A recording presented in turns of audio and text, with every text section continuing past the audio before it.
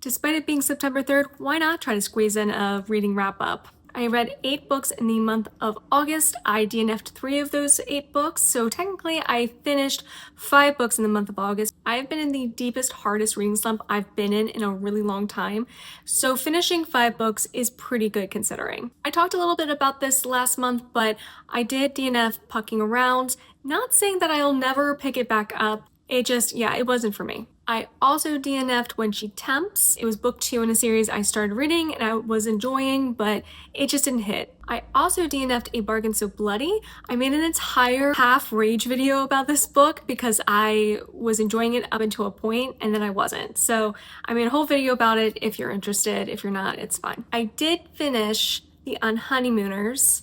It wasn't my favorite. I buddy read this with a friend and she loved it, and I love that for her. She really had a good time with it. I didn't. I took a lot of issues with certain things and characters and choices, so it wasn't for me. Girl Crush was such a big disappointment for me, only because usually a Regency romance can snap me out of a reading slump in like 5 pages. I will go specifically to Regency romances when I know I'm entering a slump, and this actually pushed me further into the slump, I think, so that was fun. The Wolf King I listened to on audiobook. I'm very glad that I listened to it on audiobooks. I don't think I'd enjoy it as much as I did if I read it with my eyes instead of my ears. I did have a good time with it. I read it because it was so highly recommended on Book Talk. My first thoughts of it was, okay, it's like ACOTAR and a little bit of Outlander. I got some Outlander vibes and I was like, yeah, this is great.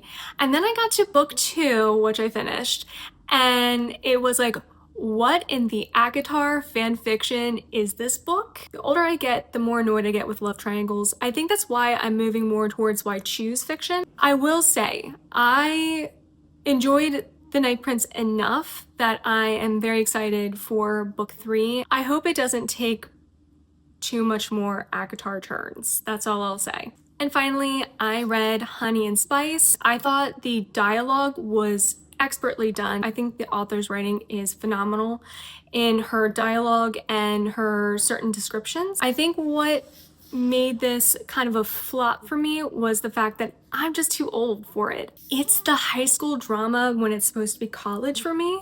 I didn't enjoy that. I think I'm just a little bit too old. I'm in my mid-30s. That has gone and passed me by, and I have said good riddance to that sort of thing. While the book was very well written and deals with some great issues, I just don't think I was the demographic age-wise. That's all I've read in August. Let's fingers crossed that September is a better reading month.